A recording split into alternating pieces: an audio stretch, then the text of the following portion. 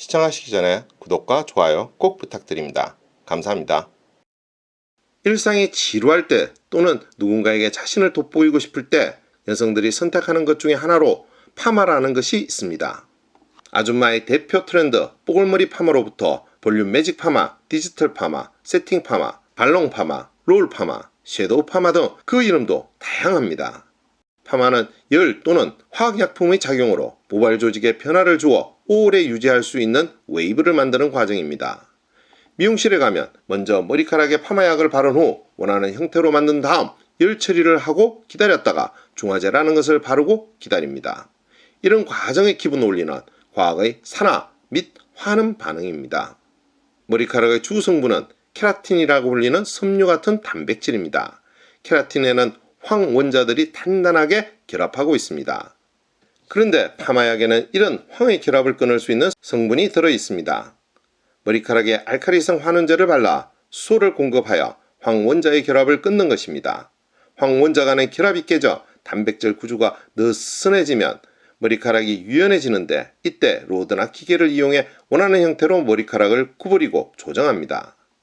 이후 산화제를 사용해 공급했던 수소를 빼앗아 다시 단단한 황의 결합을 만들어주면 곱슬곱슬한 파마머리가 완성되는 것입니다. 이런 파마의 시작은 고대 이집트 때로 거슬러 올라갑니다.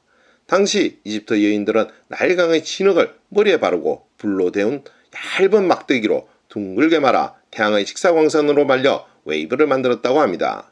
그런데 놀라운 것은 이때 사용한 진흙의 성분이 현재 파마약의 기본 성분과 같은 알칼리성 성분이고 결국 이것이 파마를 가능하도록 했다는 것입니다. 그리고 고대 그리스 로마에서는 다리미로 열을 가해 웨이브를 만들었는데 이 방법은 오랫동안 유럽에서 사용되었습니다. 특히 17세기 프랑스 루이 14세 때에는 웨이브 있는 모발을 가장 아름답다고 여겨 남녀를 불문하고 동그랗게 감아 올린 가발이 유행하기도 했습니다. 이런 파마가 본격화될 수 있었던 것은 독일계 영국 미용사 칼 레슬러의 덕분입니다. 그는 자신의 아내 카타리나를 실험 대상으로 해서 가성소다로 흠뻑 적신 머리카락에 노쇠롤러 12개를 감은 채 6시간 가까이 섭씨 100도의 고열을 견디게 했습니다. 당시 노쇠롤 하나의 길이는 30cm, 무게는 900g이었으니 무려 10kg이 넘는 노쇠를 머리에 매달고 6시간을 고열해서 견뎌야 했던 것입니다. 결국 머리카락과 두피가 타버리는 혹독한 시련 끝에 파마라는 혁신적인 헤어스타일을 1906년 선보이는 데 성공하였습니다. 즉 열과 알칼리로 반영구적 웨이브를 내는 히트 웨이브 방법을 고안한 것입니다. 우리나라에서 초창기에 유행하였던 숯 파마도 이와 비슷한 방법이라 할 것입니다.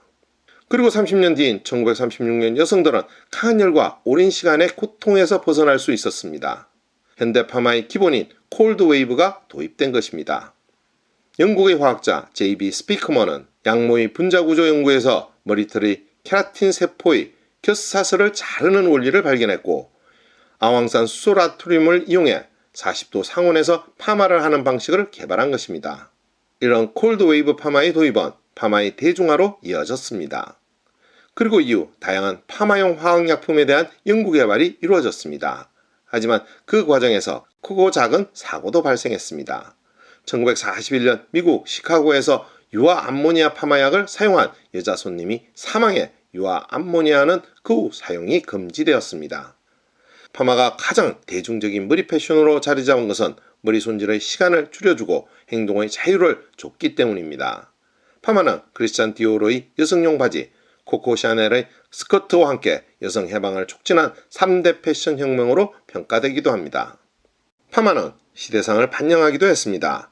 60, 70년대 저항적인 히피 문화로 파마는 남녀 공통의 머리 패션으로 올랐었고 대중문화 스타들이 스타일을 선도했습니다. 특히 70년대 영국 프리미어리그에서 케빈 키컨이 파마머리를 휘날리며 골 세레머니를 하는 장면은 전 세계인의 관심을 받았고 이는 남성 파마의 전형이 되기도 했습니다.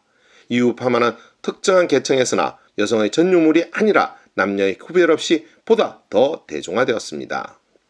1990년대 인위적인 파마보다 자연스러운 헤어스타일이 선호되면서 파마의 열기는 다소 식기도 했지만 세계적인 스타들이 독특한 스타일의 파마를 유행시키면서 다시 대중의 사랑을 받게 되었습니다. 우리나라 파마가 첫 선을 보인 것은 1937년이라고 합니다.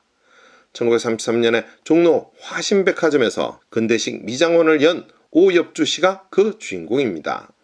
당시의 파마는 아이론이나 수트로 데운 파마 집게를 이용해 컬을 만드는 정도였고, 처음에는 영화배우나 여류 소설가 등 몇몇 신여성 사이에서만 실행되다가 부유층 여성들을 중심으로 조금씩 퍼져나갔습니다. 하지만 1940년 초에는 파마가 퇴폐풍조를 조장한다고 하여 금지되기도 했습니다. 그래도 철창에 갇히더라도 예쁜 웨이브 머리를 갖고 싶어하는 여성들은 새벽부터 미용실 앞에 번호표를 들고 몇백 미터씩 줄을 서서 기다리며 파마를 하기도 했다고 합니다. 오늘의 이야기는 여기까지입니다. 더 좋은 이야기로 찾아뵐 수 있도록 구독과 좋아요 꼭 부탁드립니다. 알림 설정도 잊지 마시고요. 감사합니다.